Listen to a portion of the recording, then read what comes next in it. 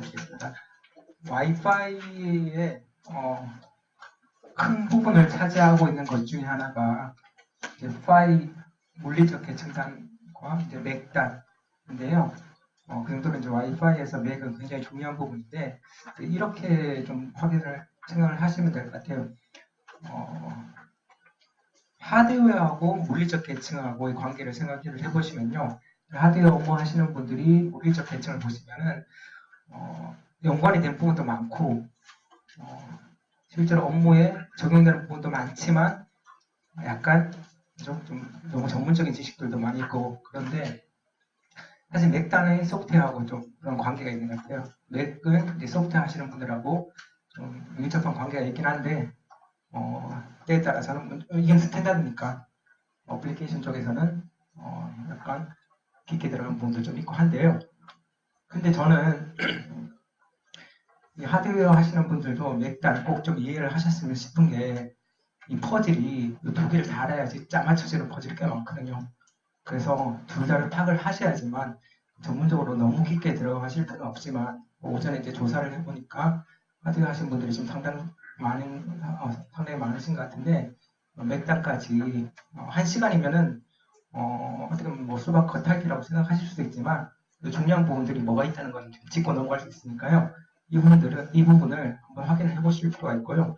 그리고 뭐 맥단 관련해서 뭔가 세미나 이런 것도 사실 많지는 않을 거예요. 저도 맥단은 세미나를 아마 청강대에서만 거의 하는 것 같은데 따로 요청하시는 분은 없는 것 같은데 그럼에도 불구하고 굉장히 중요한 하드웨어 하실 때도 RF를 하실 때도 중요한 부분 중에 하나입니다. 양이 너무 많아서 일단 중요한 부분 위주로 설명을 좀 드리도록 하겠습니다. 질문을 드려보면요. 맥 헤더 부분에 주소가 있죠. 맥 주소. 맥 주소가 있는데 맥 주소는 생산하시는 분들도 굉장히 골칫거리죠. 이거 잘못 적혀 나가면은 대형 사고가 나는 거죠.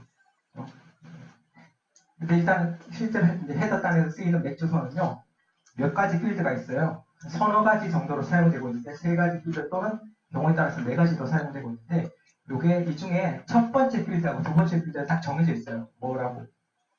그게 뭔지를 확인을 하시면은 실제로 패켓 왔다 갔다 하는 거 보시기에 엄청나게 도움이 됩니다. 첫 번째 필드하고 두 번째 주소가 가리키는 거는 무엇인가 있고요. 자, 아까 계속 말씀드렸지만 단말기는 서로 간에 다중 접속을 하기 위해서, 다중 통신을 하기 위해서 서로 단말기들이 무선 채널을 공유하지 않은 상태에서 TX를 송신을 하는 거죠. 수신은 전혀 상관없지만.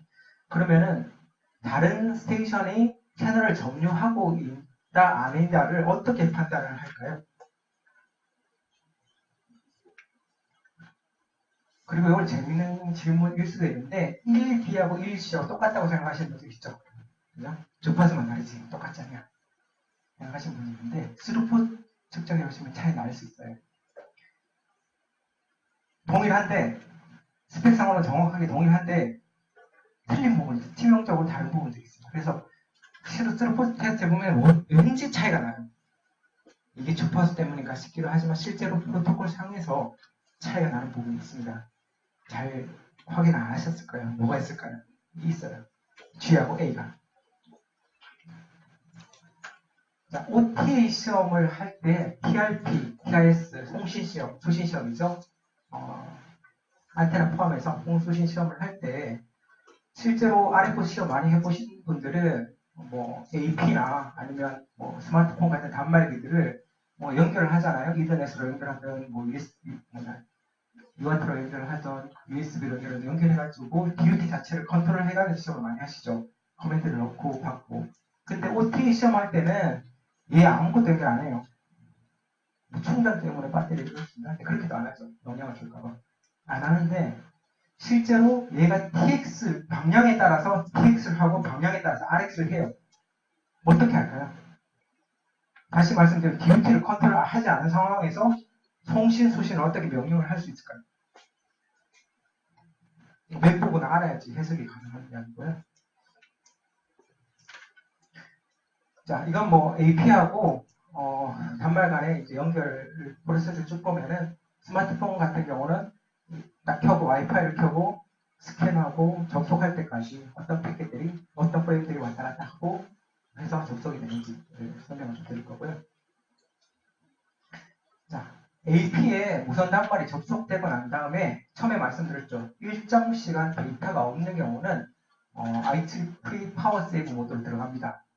즉 전류 소모를 최소화시키는 거죠. 그런데 스테이션이 자고 있어요. AP는 항상 깨어 있고 스테이션이 자고 있는데 자, 단말기가 AP한테 뭔가를 보내고 싶을 때는 그냥 깨어나서 보내면 되죠. 근데 단말기가 자고 있는데 AP가 자고 있는 단말한테 어떻게 보낼까요, 신호를? 자고 있는데 보냈다가는 못 받는데 어떤 식으로 보낼 수 있을까요? 요거 하드웨어 만약에 폰 하시는 분들도 요걸 아셔야 되는 게 전류 소모 파워 세이브 모드에서 전류 소모 많이 보시죠. 이게 굉장히 이런 내용 파악을 하셔야 됩니다. 맥은요, 파이썬에서는 크게 잘 보내고 많이 보내고 이렇게 단순하게 말씀드렸는데 맥은요, 가장 큰 일은 상위단의 데이터를 그냥 보내는 거죠. 서비스 한다고 하는데 보낸 페이로드에 실어서 IP단, TCP단에서 쭉 내려온 데이터를 자기 페이로드에 실어서 보내는 거. 데이터를 전송하는 게 그냥 그러기 위해서 이제 주소가 있는 거고요. 방향을 설정하는 주소가 있는 거고 이렇게 보내는 게 가장 첫 번째 일이고요. 그 외에 중요한 게 뭐냐 그러면 액세스 컨트롤, 접속 제어를 해주고요. 뭐 에크 보내고, RTC 테스트하고, 이런 접속 제어를 하고, 그 다음에 다중 접속을 위해서 어떻게 하느냐. 좀 요거 어려운 용어긴 한데 많이 나오거든요. CSMA, CA 이런 걸 해가지고 다중 접속을 어떻게 제어를 하느냐가 있고요. 그 다음에 매니지 부분 있죠. 요거는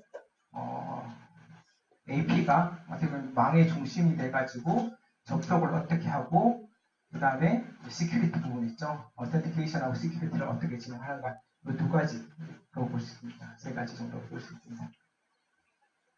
이 레이어는요 좀 복잡한 내용이라서 크게 말씀은 안 드릴 텐데 기본적으로 역할이 상위단에서 오는 데이터를 이렇게 보내는 거고요.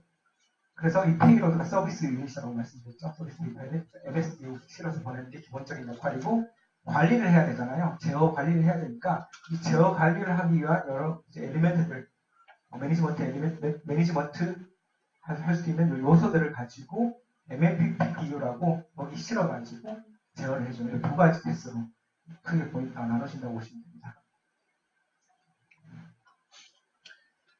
자, 기본적으로 아까 말씀드렸다시피 파이에 헤더가 붙고 테일이 붙고 이 페이로드가 맥이 되는 거죠. 그 맥단에서는 맥의 헤더 페이로드가 있는데요. 그래서 PPDU, PSDU라고 말씀드렸고 이 전체를 맥의 프로토콜 데이터 유닛에서 MPDU, 그 다음에 맥의 서비스 데이터 유닛에서 MSDU라고 부를 수 있습니다. 자, 패킷은요, 요거 헤더 부분이거든요. 헤더가 있고, 그 다음에 프레임 바디가 있는데, 이 헤더 부분을 해석하는 거는, 실제로 그 와이어샵이나 이런 거 해보셨으면 아시겠지만, 패킷 스니핑 할 때 굉장히 중요한 정보가 있습니다. 어떤 게 있는지만을 좀 말씀을 드리면요, 이런 정보들이 있어요. 뭐냐 그러면, 이 헤더의 프레임 컨트롤 부분은요, 이 패킷이 뭔가 역할이 세 가지가 있다고 했잖아요. 데이터를 전송하는 거. 그래서 프레임은 세 가지 종류가 있어요. 네개 데이터 프레임이 있고요. 그 다음에 매니지먼트 하는 거, 뭐 접속해라, 어소시에이션 해라 이런 매니지먼트 프레임이 있고요. 에크, 뭐 이런 거, RTS, CTS 같은 컨트롤 프레임이 있습니다. 그래서 세 가지 종류가 있고요. 그 서브 타입도 있겠죠. 예를 들어서 뭐 매니지먼트에서는 어센티케이션 하는 프레임이 있을 수 있고, 어소시에이션 하는 프레임이 있을 수 있고, 비콘이 있을 수 있고 여러 가지가 있을 텐데 그런 서브 타입들을 정리해 놓은 거고요. 그 다음에 방향성이 있습니다. 맥 프레임을 보면요. BS라는 거는, 어떻게 AP라고 보시면 돼요. 그, 망 쪽으로 가냐, AP 쪽으로 가냐, from BS 가면 AP 쪽으로 오느냐, 디스트리뷰션 영역에서 오느냐, 이렇게 방향성을 정하고 있고요. 그 다음에 카운팅을 해주죠. 이 시퀀스가 몇 번째라고 시퀀스를 쭉쭉 올라가면서 카운팅을 해주는데 그 이유가 뭐냐, 그러면 리트랜스미션을 하잖아요. 그러면 시퀀스 넘버를 알아야지 이게 또 보냈던 건지 안 보냈던 건지 이런 걸 확인할 수 있으니까 그래서 시퀀스 관리하는 것들이 있습니다. 그 다음에 중요한 것 중에 하나가 파워 매니지먼트. 예를 들어서 스테이션이 AP한테 나 파워 매니지먼트 모드로 들어갈 거야. 파워 세이브 모드 들어갈 거야. 통보를 해줘야 되겠죠. 뭐 그런 역할들하는 빅들이 여기 있습니다. D장은 혹시나 관심이 있으시는 분들은 보시면 좋은데요. 뭐냐 그러면 이렇게 정의를 해놨는데 이 비트들이 너무 헷갈리게 돼 있어요. 하나씩 잘라보면은 이런 식으로 10101010 볼 수 있는데 실제 IEE에서는 16비트 자체를 그냥 통째로 정의를 했거든요. 그러니까 이걸 보려면 이 잘라가지고 또 뒤집어야 돼요. 그리고 스니핑을 해보면은 한 바이트씩 또 나눠놨거든요. 그래서 이 데이터를 보고 얘까지 가려면은 붙였다가 뒤집었다가 잘랐다가 이런 식으로 가야 되기 때문에 이게 많이 헷갈려요. 이 데이터를 가지고 실제 해석하려면은 몇 번의 과정을 거쳐야 되거든요. 그래서 이거는 나중에 한번 참고해 보시라고 적은 건데요. 이 맥 헤더를 어떻게 비트로 해석을 하느냐에 대한 내용입니다. 프레임 타입은요, 크게 데이터는 데이터 넣으면 되겠죠. MSD 데이터를 넣으면 되는데, 매니지먼트를 하려면 매니지먼트에 대한 여러 가지 정보들이 있잖아요. 매니지먼트를 하고자 하는 여러 가지 내용들을 이렇게 엘리먼트나 필드로 정의를 해놓고 해주고요. 그 다음에 컨트롤하는 거, 에크 보내거나 이런 컨트롤하는 것들은 일반적으로 데이터가 필요가 없겠죠. 헤더만을 가지고 합니다. 그래서 맥은 크게 세 가지 타입으로 구분이 됩니다. 데이터하고 매니지먼트하고 컨트롤 프레임. 그래서 매니지먼트 프레임은 오늘 좀 익숙해지시면 좋은 게 비콘 중요하죠. 그리고 프루브, 리퀘스트, 리스판스 이런 게 있고요. 그 다음에 접속을 할 때 쓰는 거죠. 어센티케이션하고 어소시에이션 여기 망 접속할 때, AP 접속할 때 쓰이는 이 프레임들이 있습니다. 비콘이나 프루브 리퀘스트는 리퀘스트, 리스판스는 처음에 스캔할 때도 사용을 하고 망이라고 하는 건 AP죠. AP에 대한 정보를 지속적으로 받을 때 사용을 하는 거죠. 그 다음에 컨트롤은 제일 많이 쓰는 게 에크죠. 에크. 그 다음에 여러 데이터에 대한 에크를 한꺼번에 보내는 블럭 에크가 있고요. 그 다음에 요거 RTX-CPS라고 해서 일정 구간을 망을 독점하고 싶을 때 쓰는 것들도 있고요. 파워세이브 모드에 관련된 그런 게 있습니다. 데이터는 데이터죠. 데이터가 있는데 데이터가 있고 데이터가 없는 데이터도 있어요. 요거는 데이터 내용은 상관없고 파워세이브 왔다 갔다 하기 위해서 많이 사용을 하는 프레임인데요. 있고 QoS라는 건 사실 큰 내용은 아니고요. 데이터 자체를 종류를 나눴습니다. 카테고리별로 와이파이에서 4개 정도를 나눠가지고 카테고리별로 망에 접근할 수 있는 우선순위를 두고요. 그래서 퀄리티 오브 서비스를 높이기 위해서 QoS 데이터를 정의를 하는데요. 요거를 사용하거나 데이터, 일반적인 데이터를 사용하거나 해서 데이터 서비스를 하는 거죠. 자, 서비스 셋은 실제로 여러 가지가 있는데 흔히 보시는 게 두 가지죠. 한 AP에 여러 스테이션들이 붙는 경우나 아니면은 여러 AP지만 동일한 SSID를 가졌을 때 여러 스테이션이 붙는 거. 이게 익스텐디드 서비스셋이라고 하는데요. 요거 하나는 상식적으로 말씀드릴 때 SSID는 실제로 우리가 스캔할 때 보는 그 글자죠. 사람이 읽을 수 있는 글자. 여기 CH 01 이런 AP 이름이고 BSSID는 BSS라는 실제 망이라고 보시면 됩니다. AP가 갖고 있는 간단하게 망이라고 보시면 되는데 이 BSSID는 AP에 예거되어 있습니다. 그래서 어떻게 됐든 간에 맥 주소는요 유의를 해야 되죠. 중복되면 안 돼요. 아까 생산 말씀을 드렸는데 그래서 맥 어드레스가 받는 게 자기 사용을 할 수 있는 맥을 사잖아요. 어드레스 구간을 사는데 그게 중복돼서 나가면요 이게 섞여버리면은 얘가 맥단에서 통신을 못해요. 어디로 갈지 모르거든요. 그래서 맥은 일단 중복 안 되게 사용하셔야 되는데 특히 AP의 맥 어드레스가 BSSID, 그 망의 고유 아이디라고 볼 수 있습니다. 주소는요, 아까 맥 헤더 중에 주소라는 게 있었는데 주소는 핵심만 말씀드리면 총 4가지가 있어요. 일반 4가지가 있는데 자 바로 보내는 쪽이 있고요. 무선 상태에서 바로 연결된 무선 상태에서 바로 받는 거. 예를 들어서 AP가 될 수 있고 단말기가 될 수 있고 아니면 여기 단말이 될 수 있고 AP가 될 수 있는데 요 2가지 관계만 본다면요. 무선에서 바로 보내고 받을 때 그 받는 놈의 주소가 첫 번째 주소, 보내는 놈의 주소가 두 번째 처입니다. 그거를 트랜스미터 어드레스, 리시버 어드레스라고 하는데요. 그게 항상 맥 주소 앞에 여러 칸 있잖아요. 하드웨어 하실 때도 맥 주소 뭘로 고민을 하실 수 있는데 첫 번째 거는 받는 주소, 두 번째 거는 보내는 주소.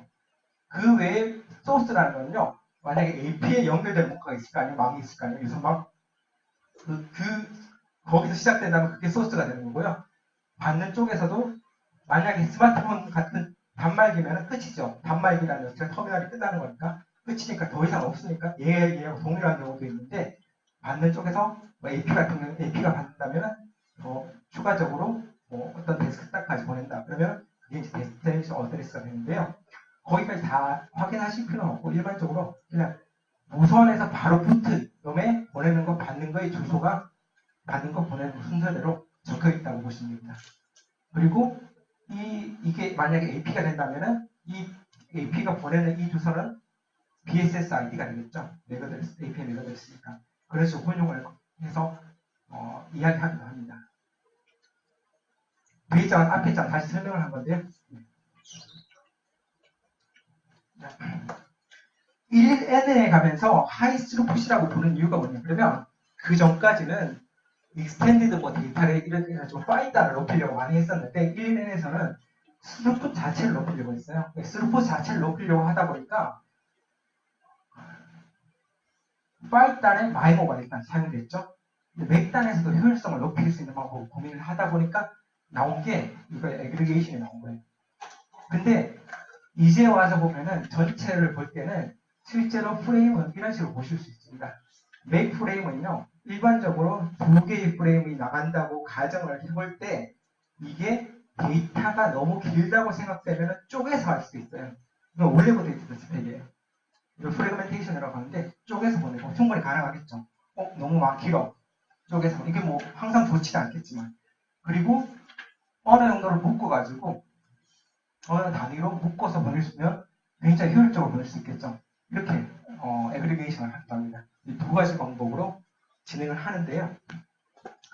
프레그멘테이션은 일정 범위 이상이 되면 쪼개서 보내는데 사실 이게 많이 사용되는지 모르겠어요. 왜냐면 여기서 한 번만 깨져도 전체를 다시 보내야 되고 이런 위험성이 있기 때문에 이런 방법이 있고 애그리게이션은 크게 두 가지가 있어요. 보시면은 자 파이 헤더가 있으면 이게 맥이죠. 맥 전체를 MPDU, 맥 프로토콜 데이터는 맥 전체를 붙여서 보내는 거. 이거 맥 전체를 붙여서 Aggregated MPDU, AMPDU라는 방식이 있고요. 맥의 헤더 빼고 요 MSD, 요 데이터 자체만 모아가지고 붙이는 방식이 있어요. 두 가지 방식이 있습니다. 일반적으로 얘가 더 많이 사용되죠. 더 많이 사용되죠. 어쨌든 이런 두 가지 방식 애그리게이션에서 사용을 하고 있는데요. 이게 데이터는 굉장히 정리가 안 돼 있지만은 이런 식으로 정리가 안 돼 있지만 결과적으로 그 얼마까지 애그리게이션을 하냐고 계산을 해보면요. 자료들을 모아보면은 만약에 1N 같은 경우는 MSDU, AMSDU 할 때 8K 바이트까지 모을 수 있고 그 다음에 MPDU, 맥 전체로 봤을 때 64K까지 그리고 200AC까지, AC에서는 1메가까지 모을 수 있어요. 이러면은 사실 효율성이 엄청나게 높아져요. 그래서 스루풋이 11G하고 N하고 밴드위스뿐만 아니라 이 애그리게이션 하고 안 하고의 차이 때문에 스루풋이 확 달라질 수 있습니다. 그래서 맥단에서는 또 애그리게이션이 많이 적용이 되고 있죠.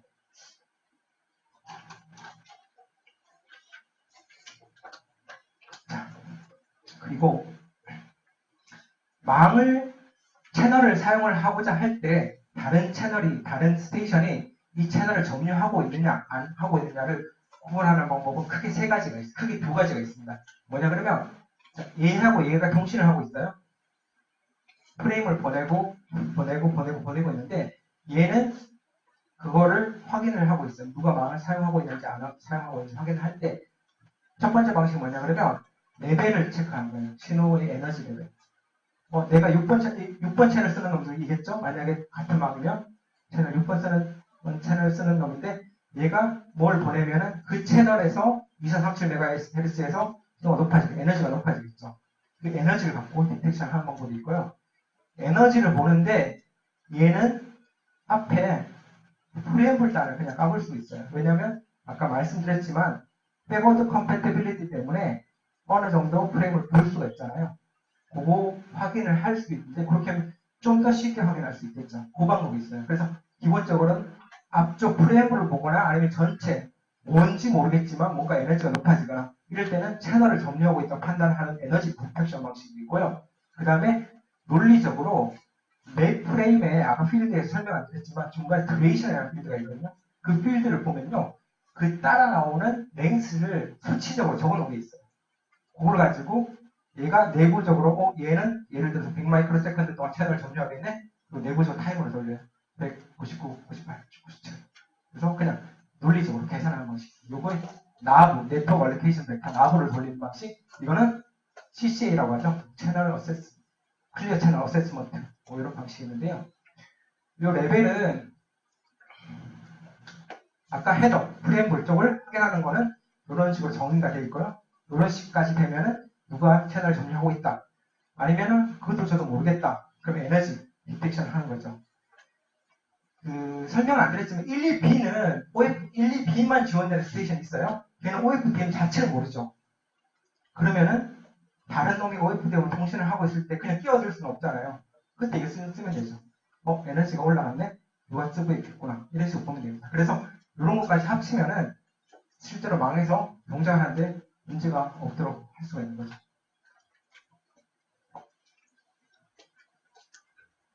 나부 벡터는 듀레이션 필드 가지고 실제 듀레이션 필드는 이 패킷의 길이를 나타내는 게 아니라 얘가 따라오는 길이를 정의를 해놨습니다. 프레임마다. 그걸 가지고 실제로 얼마나 얘가 채널을 점유하고 있겠구나 그 판단을 하는 논리적인 방식이죠. 자, 인터프레임 스페이스는요. 핵심적인 내용은 이렇습니다. 프레임 간에 특정 규칙을 갖고 보내줘야지만 쫑나지가 않습니다. 그렇죠? 그 규칙을 프레임 간의 규칙을 이야기하는 게 인터프레임 스페이스인데요. 기본적으로는 SIFS, Short Interframe Space라고 SIFS가 붙어있는 놈은 실제로 데이터의 에크들이 많이 따라오거든요. 그런 컨트롤 신호가 할 때는 일반적으로 아주 짧은 SIFS를 띄우고 컨트롤 신호가 따라가고요. 그 다음에 일반적인 데이터는 QoS 데이터는 AIFS고 일반적인 데이터는 DIFS인데 용어가 그렇게 중요해가지고 일정 시간을 띄우고 데이터가 따라오는데 데이터 프레임이 따라오는데 만약에 일정 시간 띄우고 바로 따라오면 어떻게 되나요? 얘 끝나기 기다렸던 놈이 스테이션 2개가 있다, 3개가 있다, 부딪히죠. 그래서 이 DIFS는요, 프레임을 따라올 때, 그러니까 데이터 보내고 또 데이터를 보낼 때는요, 끝나고 난 다음에 DIFS 동안 기다리고 난 다음에 컨텐션 윈도라고 하거든요. 일정 구간 내에서 랜덤하게 백업을 합니다. 재수 좋은 놈은 빨리 백업해서 보내버리고 재수 없는 놈은 백업을 했더니만 누가 보내고 있어. 못 보내는 거죠. 그런 식으로 기다려줍니다. 이게 망에서는 실제로 이렇게 동작을 하는 겁니다. 그래서 정의를 이렇게 해놨는데요. 여기서 재밌는 거는 기본적인 단위는 슬라 타임이라는 단위가 있고요. 슬라 타임을 가지고 정의를 해놨는데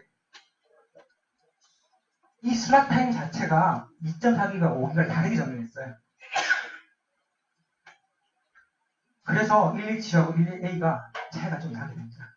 나머지 스펙 다 똑같아요. 거의 다 똑같은데 뭐 프리퀀시라는 게 좀 다를 수 있겠죠? 별건 아니고. 근데 이 슬라 타임이 다르기 때문에 11B에서는 20 마이크로 세컨드의 넓은 슬라 타임을 기준을 했는데 11A에서는 9 마이크로 세컨드의 기준 단위죠. 시간 단위를 그렇게 잘라놓으니까 5기가에서 움직이는 놈은 이 9 마이크로 세컨드 단위로 왔다 갔다 하는데 얘는 20 마이크로 세컨드로 왔다 갔다 해야 돼요. 근데 11G를 만들고 보니까 2.4기가에서 쓸 수 있는 AC나 11N을 만들고 보니까 얘는 12B 때문에 9 마이크로 세컨드 쓸 수가 없는 거예요. 그래서 20을 써야 돼요. 근데 운 좋게도 망에 11B 스테이션이 없다. 그러면은 B도 없으니까 그냥 곧 쓰는 거죠. 숏 슬라 타임 쓰는 거고 B가 한 놈이라도 있다. 그러면은 20을 써야 돼요. 그래서 망에서요. B가 한 놈이 들어오면요. 그냥 통신하는 것 자체는 문제가 없어요. 채널 점유하는 걸 확인할 수 있죠. 에너지 디텍션을 확인할 수 문제는 없는데 얘가 길어져요. 그래서 약간 늦어집니다. 그래서 1, 2B가 망에 들어가면 속도가 뭐 눈에 띄게 많이 느려지진 않겠지만 살짝 영향을 좀 받겠죠. 그래서 short slot time을 쓸 때하고 1G가 short slot time을 쓸 때하고 long slot time을 쓸 때하고 속도 차이가 나요.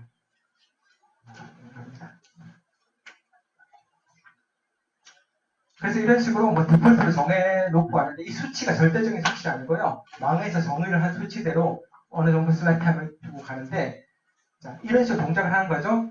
데이터를 보내면은 컨트롤 플레이, 에크 같은 거는 바로 SIPS 띄우고 보내주고 그 다음에 일반적인 데이터는 DIFS만큼 띄우고 그 다음에 컨텐션 윈도우 안에서 랜덤하게 백업을 해가지고 보내면 됩니다.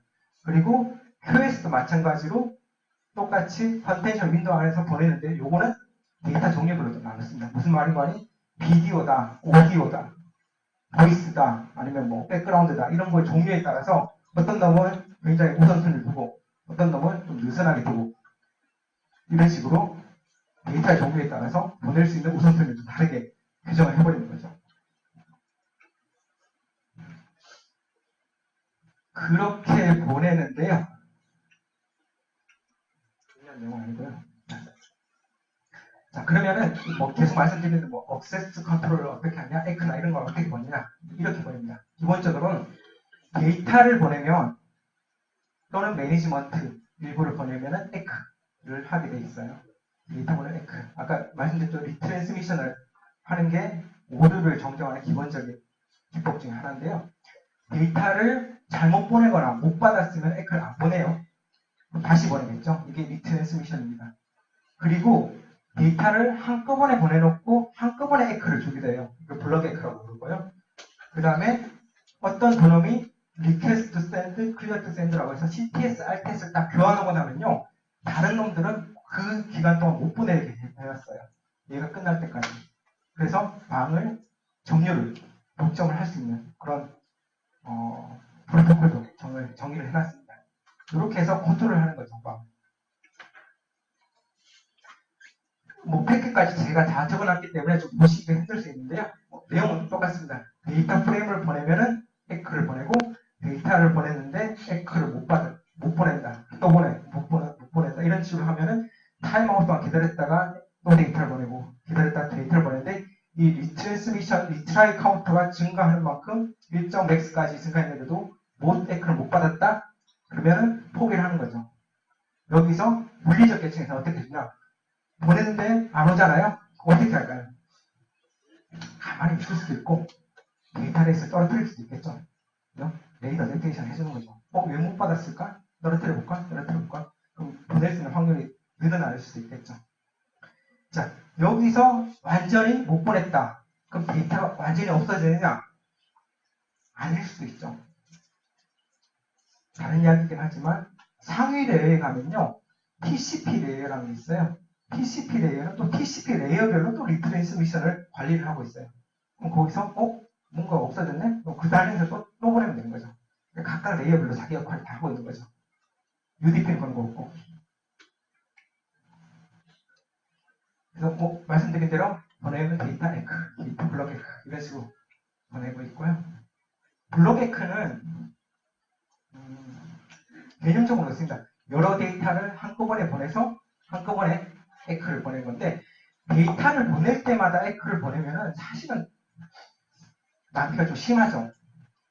채널을 보냈다고 그러면 이게 심해서 한꺼번에 딱 보내면요 굉장히 세이브가 됩니다.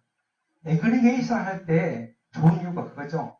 에그리게이션을 한 번 하면요 웹프레임을 하나하나 보낼 때마다 에크가 아니라 한꺼번에 보내고 에크를 받으니까 그 부분은 더 좋은 거죠. 어쨌든 4번 에크를 보내기 필요하긴 하지만 그게 굉장히 리던던시가 된다고 판단을 했을 때는요 블록 에크를 보내면 되는데 블록 에크는요 처음에 블록 에크를 하자라고 약속을 합니다.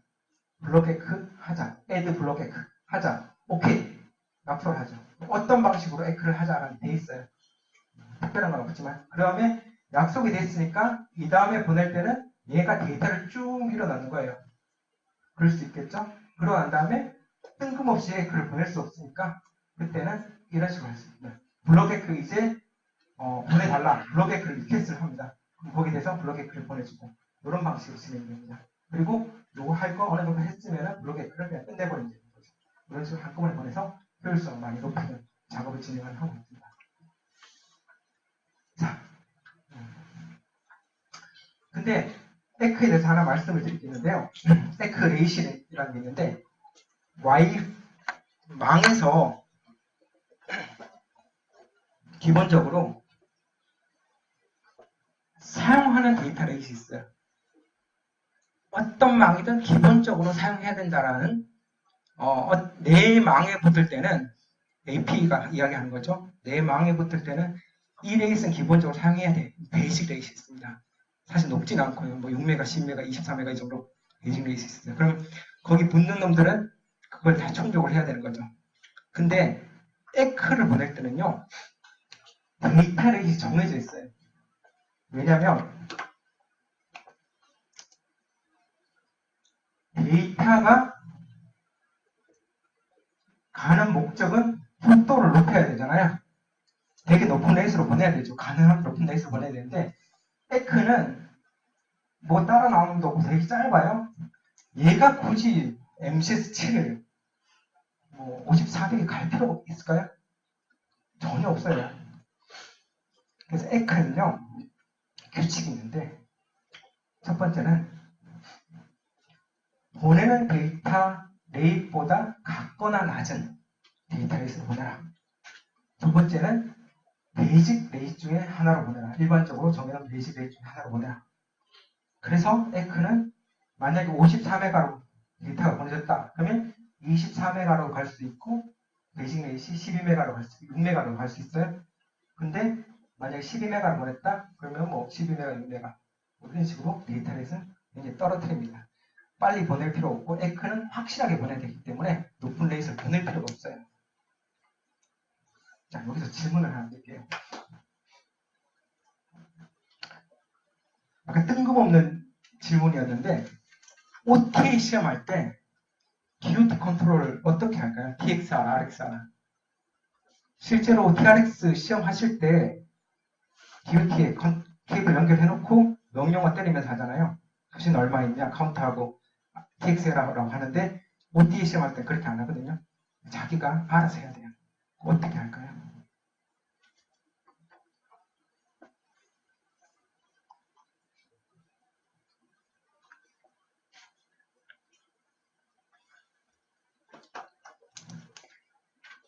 AP와 비슷한 역할을 하는 장비가 있고요. DOT가 있는데 DOT가 상당히 돌려요.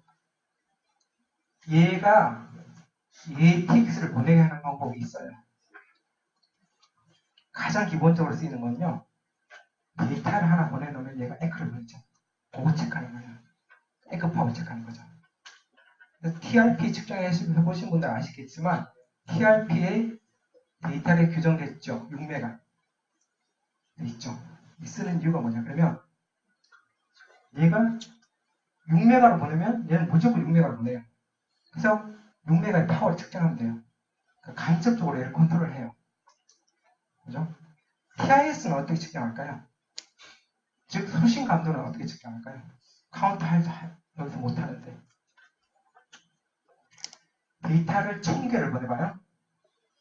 그가 1000번이 오면 다 받았다. 1000개를 보냈는데 그가 900개 왔네? 10% 에러 이렇게 판단을 합니다. TRP, TIS를 측정할 때는 요 맥단에서의 컨트롤 규칙에 따라서 에크를 가지고 측정을 해요. 그래서 TIS 측정하실 때는 54메가도 상관없죠. 54메가 보내도 그냥 에크만 받으면 되니까 카운터만 되니까. 그래서 TIS 스펙은 54메가로 측정을 하고요. TRP는 6메가로 측정을 하는 이유가 여기 있습니다. 에크 데이터를 때문에 그렇습니다. 질문 혹시 있으신가요? DUT에서 네.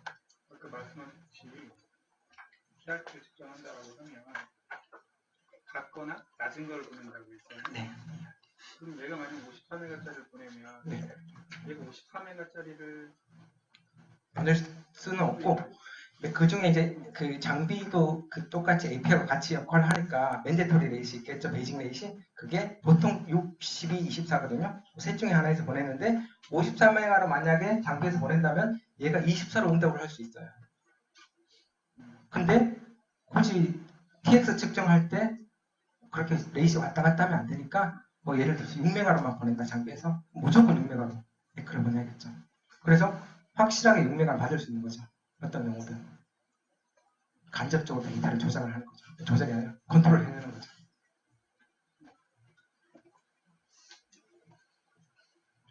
자, RTS, CTS는 그냥 그 망을 일정 기간 정렬을 하려고 하는 겁니다. 그래서 두 스테이션 사이에요. 야, 내가 리퀘스트 샌드를 뭐 보내겠다. 오케이, 보내라. 클리어트 샌드를 하고 나면요. 그 동안 데이터를 보내고 하나요?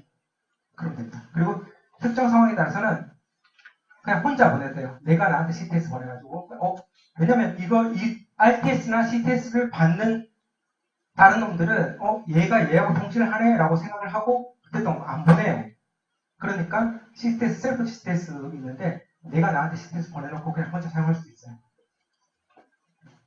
남용하면 안 되겠죠.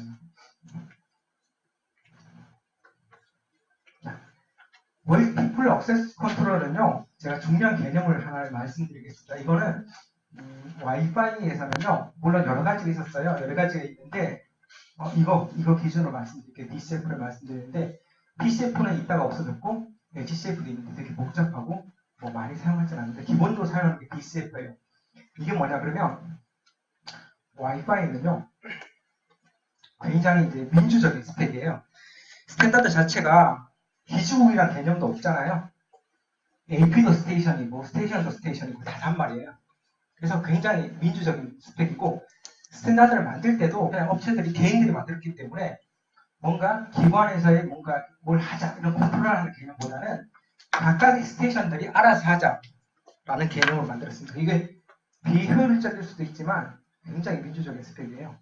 그래서 망을 억세스를 할 때 AP도 스테이션이고 얘도 스테이션이고 얘도 모든 게 스테이션이기 때문에 누구든 간에 채널이 비어있다고 판단했을 때만 종료를 하자라는 약속을 합니다. 이게 말은 어렵죠. Distributed Coordination Function, 즉 분산, 코디네이션을 분산한 거예요. 그렇죠? 여기 앉으실 때 오늘 아침에 오셔가지고 자리에 앉으실 때 제가 어느 업체에서 오신 분은 여기 앉으시고요. 여기 앉으시고 말씀 안 드렸죠. 알아서 앉으신 거죠. 그렇게 하는 거예요. 와이파이는 비어있는데 그냥 치고 들어가는 겁니다. 굉장히 민주적으로 만든 거죠. 약간 비효율적일 수 있는데 되게 민주적인 스펙이죠. 물론 AP가 관장을 하는 스펙을 만들긴 했어요. 근데 없어졌죠. 그리고 비슷한 스펙을 만들게 되고. 근데 요거를 좀 발전시킨 건 있어요. 뭐냐 그러면 그냥 보내는 거는 너무 보장이 안 돼 있다. QoS 데이터 종류에 따라서 보이스냐 비디오냐 그런 데이터 종류에 따라서 우선순위를 좀 주자. 그게 요겁니다. EDC라는 거, Enhanced DC 뭐 약자는 잘 모르겠는데 이런 스펙이 있는데요. 그래서 요 두 개가 많이 사용되죠 실제로. QoS 패켓은 이렇게 우선순위를 두고 가고 그냥 일반 패켓은 동등하게 가는. 근데 어쨌든 분산된 시스템으로 가는 겁니다. 자, 잘 보세요. 디스트리뷰티드 분산된 시스템인데요. 요거 움직이는 거 보시면은 다 이해가 되실 거예요. 자, CSM의 CA는 뭐냐 그러면 캐리어를 센싱을 해서 멀티플 억세스를 하는데요. 컬리전을 어보이던스 하는데 이거를 디스트리뷰티드 코디네이션 펑션에서 하자. 뭐냐면 캐리어를 센싱한다. 여기서 캐리어 채널이거든요. 채널을 센싱해서 누가 쓰고 있는지 안 쓰고 있는지 보고 멀티플 억세스 그래서 다중 접속을 하는데 다중 억세스를 하는데 컬리전을 피해 충돌을 하지 않게 하는 거죠. 그게 기본적인 개념인데 어떻게 하느냐? 그냥 알아서 잘라서 하자. CSM의 CA가 기본적인 개념인데요. 뭐 이더넷은 CSM의 CD라고 하는데 실제로 뭐 그렇지 않죠. 프로텍션 하지 컬리전 하진 않죠. 어쨌든 요 그림 보시면 확인이 가능하실 텐데 자 AP가 있고요. 스테이션이 3개가 있는 A 스테이션 A, B, C, D 4개가 있는 상황인데 지금 현재 시나리오는 AP가 프레임을 보내고 있어요. 그러니까 특정 시간에 버퍼에 쌓였어요. 스테이션 B가 뭘 보내게 생겼어요. 근데 CCA를 해보니 누군가가 보내고 있죠. 채널을 점유하고 있죠. 그럼 안 보내겠죠? 기다립니다. 자, 시간이 지났는데 스테이션 C도 보낼 게 생겼어요. 근데 확인을 해보니까 누가 보내고 있어. 얘도 안 보내죠. 기다립니다. 그러면은 데이터가 끝날 때까지 기다렸다가 쉬는 걸 아까 DIFS라고 하는 인터프레임 스페이스를 쉬고 난 다음에 얘가 동시에 보내면 쫑나죠. 그래서 특정 경쟁 공간에서 백오프를 한다. 랜덤하게 백오프를 한다고 말씀드렸죠. 그래서 얘네들이 랜덤하게 백오프를 하다 보니까 얘는 쉬었다 이만큼 백오프를 했고 얘는 이만큼 백오프를 했어요. 이만큼 백오프를 해서 보니까 아무도 안 보내고 있으니까 그냥 보내는 거예요. 근데 얘는 이만큼 백오프 해보니까 얘가 보내고 있죠. 얘 또 못 보내는 거예요. 자, 그래서 시간이 좀 지나니까 얘는 기다리고 있고 B도 보내게 생겼어요. 버프에 쌓였어요. 보내려고 하다 보니까 누가 보내고 있죠? 얘도 기다려요. 얘 도는 기다리고 있죠? 또 랜덤하게 백오프 해야겠죠. 그러면은 얘는 요만큼 백오프 했고 얘는 또 멀리 백오프 했습니다. 재수 없는 놈은 계속 못 보내는 거죠. 그 비효율적이라고 말씀드린 이런 부분도 있는데요. 얘는 보내고 얘는 또 못 보내요. 그러니까 시간이 지났는데 또 얘가 보낼 게 생겼어요. 그럼 이 두 놈이 또 경쟁을 해야 되는 거죠. 경쟁 구간에 들어가서 하다 보니까 백오프를 이제 짧게 해가지고 프레임을 보내게 되는 거죠. 이게 캐리어를 센싱을 해서 채널을 센싱을 해서 다중 접속을 하는데 충돌을 피하게 하는 구조죠.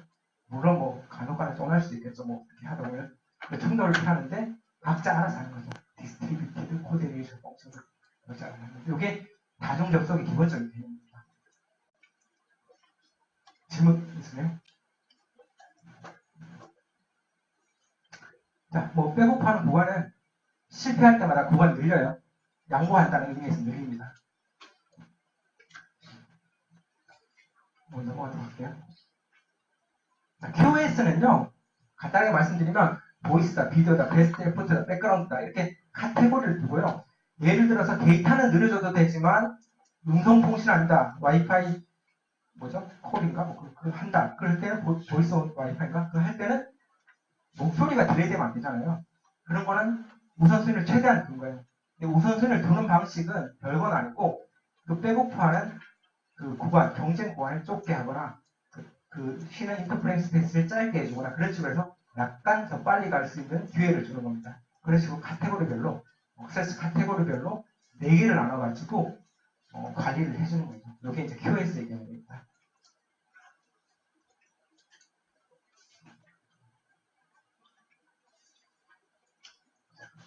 시간이 괜찮네요. 자, 이제 망에 접속을 하는 걸 말씀드리겠는데요. 이때까지 느끼셨는지 모르겠지만 파이단에서나 이제까지의 맥단에서 AP하고 스테이션이 차별받는 경우가 하나도 없었죠. 있었나요? 없었죠. 그냥 AP도 스테이션이고요. 그냥 단말도 스테이션이에요. 그러니까 기본적으로 물리적 계층에서는요. 모든 단말, AP 포함한 모든 단말을 동일하게 취급합니다. 패켓 모양도 같고 접속하는 것도 같고 동일하게 취급하는데 AP는 플러스에서 그 망을 관리할 수 있는 책임이 있어요. 그래서 접속이나 이런 면에서는 달라집니다. 왜냐하면 AP 중심으로 모여야 되니까요. 잘 아시겠지만 AP가 채널을 세팅을 해놓으면 그 채널을 모여야 되는 거죠. AP가 100번 채널 쓰고 있다. 그러면 거기 묶이는 놈들은 100번 채널 쓰는 거죠. 근데 그 접속하는 과정은 다 AP 중심으로 하는데요. 중요한 부분을 말씀드리면 어떻게 접속되냐면 스캔하고 접속하는 거죠. 자, 스캔은 이런 식으로 합니다. 스마트폰을 딱 켜고 난 다음에 스캔인가요? 검색인가? 이렇게 누르면 쭉 뜨죠. 한 방에 안 뜨죠. 쭉쭉쭉쭉 늘어나죠. 이유가 뭐냐 그러면 가용하는 채널을 옮겨 다녀요. 2.4개 1번 채널, 2번 채널, 3번 채널, 4번 채널 이렇게 쭉 옮겨 다니면서 그 기간 동안에 AP에서 보내는 신호를 받습니다. 뭐가 있을까요? AP는 항상 주기적으로 비콘을 보내죠. 그래서 비콘을 기다립니다. 비콘을 기다려서 비콘 받고 비콘 받고 비콘 받고 비콘 받고 그래서 시간이 많이 걸려요. 그런 식으로 스캔을 해주고요. 약간 빨리 하고 싶다 그럴 때는 액티브 스캔을 합니다. 액티브 스캔이 뭐냐 그러면 비콘하고 거의 동일한 정보가 프로브 리스판스라는 게 있어요. 근데 비콘은 AP가 주기적으로 보내는 신호고요. 프로브 리스판스는요. 프로브 글자가 진짜 안 필요해요. 리스판스는 스테이션이 프로브 리퀘스트를 보냈을 때 응답을 해주는 거예요. 그러니까 AP의 정보를 파악할 수 있는 방법은 두 가지인데 주기적인 비콘을 계열해서 받느냐 아니면은 프로브 리퀘스트를 보내서 프로브 리스판스 받느냐. 요거는 꼭 접속이 아니라 스테이션에서 AP의 정보가 필요할 때는 언제든지 요청하거나 받을 수 있는 겁니다. 그래서 프로브 리퀘스트를 보내서 리스판스를 받는 게 액티브 스캔이라고 합니다. 속도는 액티브 스캔이 빨라요. 그죠? 근데 가끔가다 액티브 스캔을 못 쓰는 경우도 있는데 뭐냐 그러면 5기가에서는 사용을 해서는 안 되는 지역별로 고가별로 채널들이 있죠. 거기다 대고 TX를 날리면 안 되죠. 그런 경우는 액티브 스캔을 못 하겠죠. 자, 그렇게 스캔을 해서 일단 정보를 파악하고 난 다음에 핸드폰으로 스마트폰으로 뭘 하시나요? 누르죠, 접속. 그게 조인을 하는 거죠. 실제로 조인하는 과정이 있습니다. 조인하고 나면 이제 하는 일은 뭐냐 그러면 두 가지를 해요. 어센티케이션하고 어소시에이션을 하는데 요거는 어센티케이션은요 패켓 놓치면 한 두 번 내지 몇 번 왔다 갔다 하는데 실제로 의미가 없습니다. 옛날에 처음에 그 WEP라고요 초기에 시큐리티 때문에 어센티케이션 때문에 만들었는데 이게 옛날에 그 와이파이가 보안이 취약하다고 욕 많이 먹었잖아요. 여기다가 쉐어드 키 방식으로 써서 어센티케이션을 하다가 자꾸 너무 쉽게 끌려요. 그러니까 사실 더 발전시키지 못하고 다른 방식으로 시큐리티를 보장하는데 그래서 약간 유명무실하게 된 패키지일 수도 있고요. 근데 어소시에이션은 뭐냐 그러면 자 스테이션 입장에서는 API 정보를 다 받았죠. 근데 접속을 하려고 하면은 AP가 스테이션 정보를 알아야 되죠. 그러니까 어소시에이션 단계에서는요. 단말기가 AP한테 어소시에이션 리퀘스트를 보내면서 자기가 할 수 있는 캐퍼빌리티를 보냅니다. 나는 마이모드 2.3까지 지원하고요. 뭐 밴드위스 80메가 지원하고요.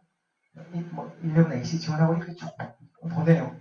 그 정보가 있습니다. 그러면 그걸 가지고 얘가 AP가 승인을 어소시에이션 리스판스 보내는 거죠. 오케이. 너 우리 망에 붙어서 통신하자. 그리고 실제로 통신할 때는 얘하고 공통적인 것만 사용하겠죠. 그리고 어소시에이션을 되고 난 다음에는 아이디를 하나 부여를 합니다. 너는 내 방에서 1024라는 아이디를 써. AID, 어소시에이션 아이디를 보관하고 접속을 마치고 그 다음에 통신하면 되겠죠.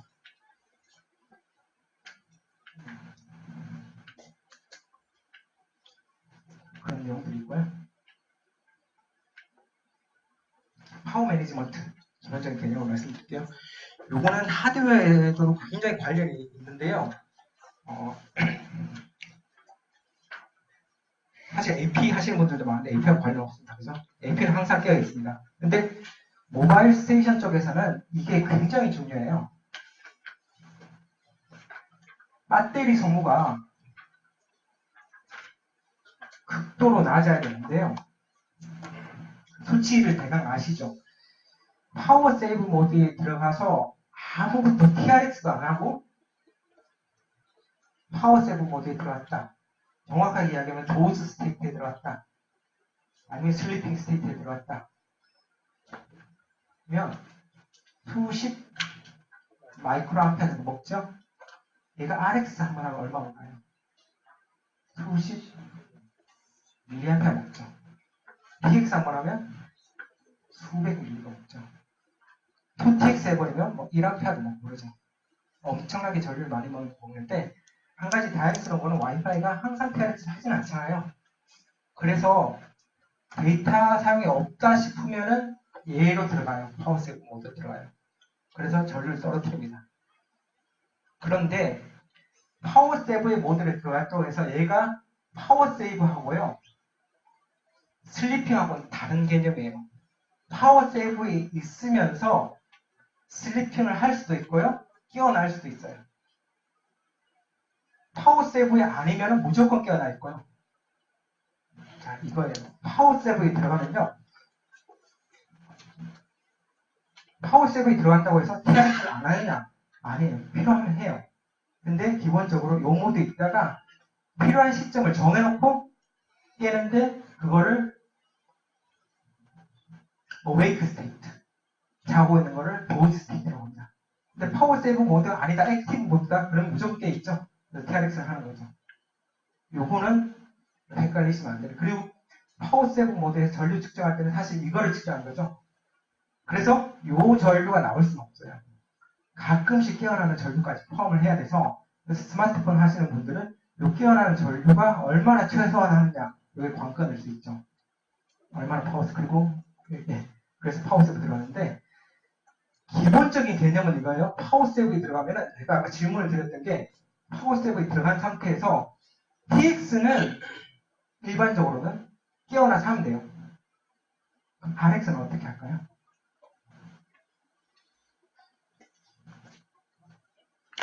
자, 얘가 자고 있어요. 기본적으로, 아니, 자고 있는지 깨는지 몰라요, 사실은. 근데 기본적으로 잔다고 가정을 하죠. AP 입장에서 파워세브에 들어가니까. 자, 파워세브에 들어갈 때는요, 스테이션은 그 웹프레임 앞쪽에 파워 매니지먼트 밑에 1로 해서 보내주고, AP가 알았다고 하면은, 그다음부터 파워세브 모드에 들어있다고 가정을 하는 거예요. 들어갑니다. 그때부터는 AP가 얘의 상태를 모르는 거예요. 그래서 함부로 TX를 못해요. 왜냐면 RX를 할 수 있을지 모를지를 모르니까.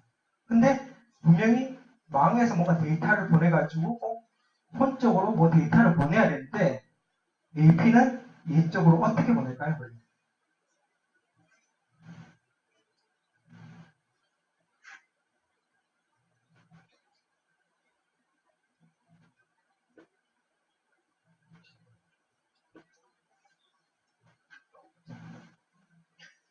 기본적으로는 이렇게 보냅니다.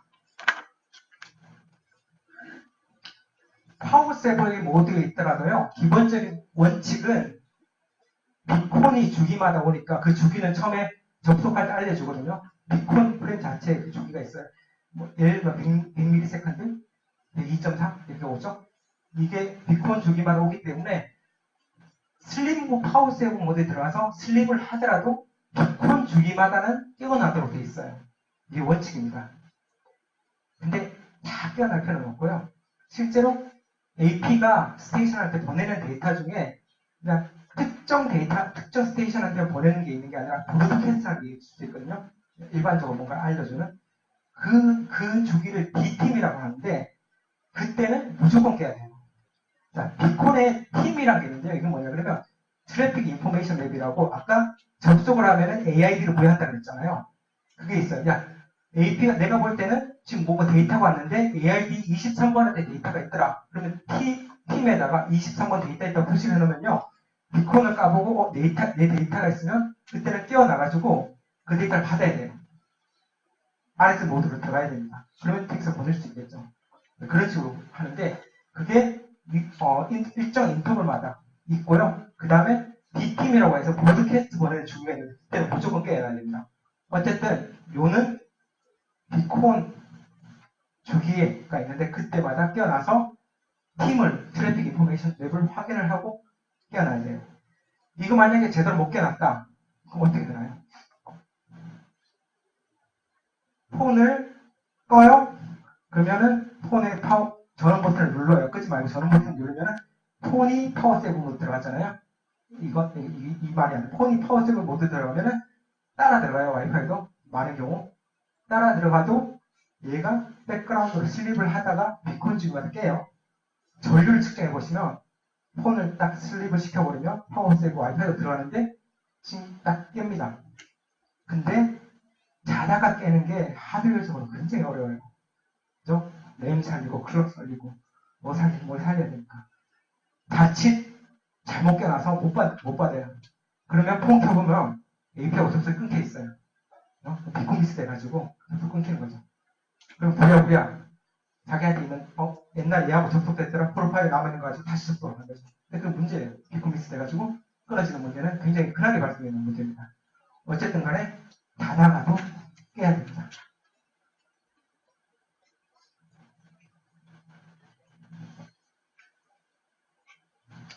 조금 더 자세하게 들어가면요. 그러니까 비콘을 받았는데 내가 나한테 받을 게 있어. 그러면은 그때 파워세이브 모드로 빠질게, 파워세이브 모드에서 빠져나갈게 하고 아까 데이터에다가 파워세이브 모드 이제 해제시키고 보내고 에크를 받았으면 얘는 AP가 인식을 하기에는 파워세이브 모드가 이제 아닌 거예요. 그럼 그때 자유롭게 보내고 그 다음에 다 끝났다 싶으면 나 다시 파워세이브 모드로 할게 이런 방법이 있고요. 아니면은 조금 다른 방법이긴 한데 받을 게 있어. 그러면은 파워세이브 모드에서 PS4를 보내요. 파워세이브 4를 보내면 얘가 데이터 받을 수 있는 준비가 됐구나. 데이터 보내고 이런 식으로 진행할 수 있습니다. 파워세이브 모드에서 깨지 않고 진입된 상태에서 파워세이브 폴링을 해가지고 데이터를 받는 이런 경우도 있어요. 이거는 어느 방법이든 뭐 다 운용을 해서 쓸 수 있죠. QS도 뭐 별반 다르진 않고요. 파워세이브 모드 중에 특별한 것도 있는데 비콘 주기마다 바뀌진 않고 비콘도 받기 싫다고 그 약속하는 경우도 있어요. 그 특별한 파워세이브가 있는데 비콘을 한참 동안 못 받으면 안 받겠다고 약속을 하면은 어떤 일이 있을까요? AP 입장에서는 부담이 엄청나게 많이 돼요. 왜냐면요. AP가 스테이션한테 보낼 게 있는데 얘는 비콘 100개 안 받기로 약속을 했어. 그러면은 AP한테 붙은 놈이 한두 놈이 아니잖아요. 수십 놈이 붙어있다. 그럼 그걸 다 부프에 쌓아놔야 돼요. 그죠? 메모리가 엄청나게 많이 필요한 거죠. 그래서 그 인터벌은 AP가 관리 능력에 따라서 메모리라든지 그런 관리 능력에 따라서 정해야 됩니다. 서로 니고시에이션 해야 됩니다. 무조건 봐주면 안 되죠. 특별한 파워세이브고요. 자, 거의 마지막인데 어센티케이션하고 인크립션은 아까 말씀드렸듯이 되게 전문적인 분야라서 제가 기본적인 내용만 말씀을 드리면 넘어갈까요? 이건? 자, 뭐 이건 생각하실 필요도 없고요. 쓰지 말라고 하는 거니까. 자, WPA1, WPA2라고 와이파이에서 부르는 교육이 있습니다. 어센티케이션하고 시큐리티를 어떻게 해야 되나 교육이 있고 최근에 WPA3까지 있죠. 그런 교육이 있는데 이거는 크게 어센티케이션하고 인크립션하는 걸로 본다면 어센티케이션은 두 가지가 있어요. WPA 엔터프라이즈라는 건 서버를 이용하는 거죠. 레디어스 서버를 이용해서 서버에서 인증을 해주는 게 있고요. 그게 아니라 AP에서 알아서 키를 만들어가지고 통신하는 방식이 있습니다. 그래서 뭐 두 가지가 있다고 보시면 되고요. 그래서 퍼스널하고 엔터프라이즈 두 개가 있고요. 이 WP1하고 2는 다른 차이도 있지만 인크립션 하는 게 다르죠. 그래서 WP2가 와이파이 공고 사항인데 3까지 갔지만 굉장히 인크립션이 강화가 됩니다. AES로 강화가 되는데 그렇게 기본적인 개념만 아시면 되고요.